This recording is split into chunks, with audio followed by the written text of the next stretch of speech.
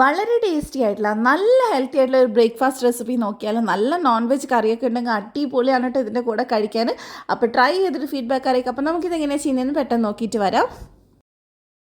അപ്പം ഞാനിതിന് വേണ്ടി 2 കപ്പ് പുഴുക്കൽ അരി എടുത്ത് നമ്മൾ ചോറ് വെക്കുന്ന അരി ഉണ്ടല്ലോ അതാണ് എടുത്തിട്ടുള്ളത്. അത് ഓവർനൈറ്റ് ഞാൻ സോക്ക് ചെയ്തെടുത്തിട്ടുണ്ട്. സാധാ വെള്ളത്തിൽ നന്നായിട്ട് കഴുകിയിട്ട് കുതിർത്തി വെക്കുക കേട്ടോ. അതിനുശേഷം നമുക്കിതിനൊന്നും കൂടെ കഴുകിയിട്ട് മിക്സിയുടെ ജാറിലേക്ക് ചേർത്ത് കൊടുക്കുക. ഇത് അരഞ്ഞിട്ടാൻ കുറച്ച് പണിയായിരിക്കും, അതുകൊണ്ട് നമ്മൾ കുറച്ച് വെള്ളം ഒഴിച്ചിട്ടൊക്കെയാണ് അരച്ചെടുക്കുന്നത്. അപ്പോൾ ഇതിൻ്റെ കൂടെ തന്നെ ഒരു അരമുറി തേങ്ങയും കൂടെ ഞാൻ ചേർത്ത് കൊടുക്കുന്നുണ്ട്. അപ്പോൾ നമ്മളിത് തേങ്ങ ചേർത്തിട്ട് ഇനി ഇത് അരയാൻ പാകത്തിന് വെള്ളം ഒഴിച്ച് കൊടുക്കും. ഒരുപാട് ഓവർ വെള്ളം ഒഴിക്കരുത്, അപ്പോൾ നമുക്ക് പിന്നെ കുറേ ടൈം എടുക്കും റെഡി ആയിട്ട് കിട്ടാൻ. അപ്പോൾ ഏകദേശം ഒരു കപ്പിൻ്റെ അടുത്ത് ഞാൻ വെള്ളം ഒഴിച്ചിട്ടുണ്ട്. ആവശ്യത്തിനുള്ള ഉപ്പും ചേർത്ത് കൊടുക്കുക. എന്നിട്ട് ഇതിന് ഇതുപോലെ ഒന്ന് അരച്ചെടുക്കുക. കുറച്ച് തരിതരിയായിട്ടാണ് കേട്ടോ ഇത് അരച്ചെടുക്കുന്നത്, നല്ല ഫൈനായിട്ട് അരയേണ്ട ആവശ്യമില്ല. ഇനി നമുക്ക് ഇതിനൊന്ന് വേവിച്ച് എന്താ പറയുക ഡ്രൈ ആക്കി എടുക്കണം. അതിനുവേണ്ടി ഞാൻ അവിടെ ഒരു പാനിലേക്ക് ഇത് ഒഴിച്ചു കൊടുക്കുന്നുണ്ട്. ഇത് ശരിക്കും ബാംഗ്ലൂരൊക്കെ ഭയങ്കര ഫേമസ് ആയിട്ടുള്ള പുണ്ടി എന്ന് പറഞ്ഞ ഒരു റെസിപ്പിയാണ്. ഇത് നോർത്ത് കേരളയിലും ഇത് അവൈലബിൾ ആണ് കേട്ടോ. കടുമ്പ് എന്നൊക്കെ പറഞ്ഞ് വേറെ ഷേപ്പിലൊക്കെ ഉണ്ടാക്കി കണ്ടിട്ടുണ്ട്. അപ്പോൾ നല്ല ടേസ്റ്റാണ് ഇത് കഴിക്കാൻ. കറി ഇല്ലാതെ ചുമ്മാ കഴിക്കാനും അടിപൊളിയാണ്. അപ്പോൾ നമുക്കിനി ഇതിന് ലോ ഫ്ലെയിമിൽ വെച്ചിട്ട് ഇതുപോലെ ഒന്ന് വറ്റിച്ചെടുക്കണം.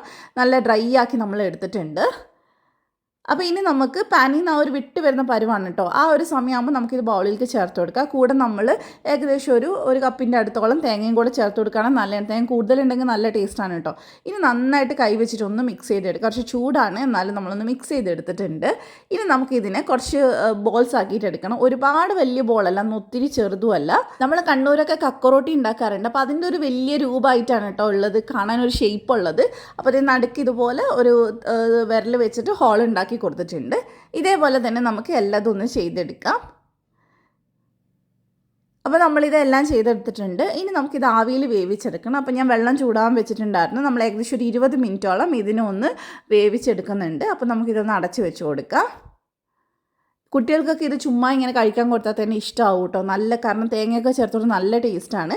ഇനി നമുക്കിത് ചൂടാറിയതിന് ശേഷം എടുത്ത് സെർവ് ചെയ്യാം. ഞാനിത് ചിക്കൻ കറിയുടെ കൂടെയാണ് സെർവ് ചെയ്യുന്നത്. മീൻ കറിയുടെ കൂടെയും അതുപോലെ തന്നെ ബീഫിൻ്റെ കൂടെ ഒക്കെ നല്ല കോമ്പിനേഷനാണ്.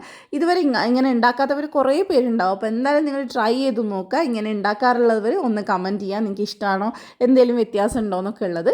അപ്പോൾ ഇതുപോലത്തെ കിഡിലും റെസിപ്പീസിന് വേണ്ടി ദിയാൻസ് കണ്ണൂർ കിച്ചൻ ഫോളോ ചെയ്യാൻ മറക്കണ്ട. അപ്പോൾ ട്രൈ ചെയ്തിട്ട് എല്ലാവരും ഫീഡ്ബാക്ക് അറിയിക്കുക. അപ്പോൾ നമുക്ക് അടുത്ത വീഡിയോ വീണ്ടും കാണാം. Thank you for watching.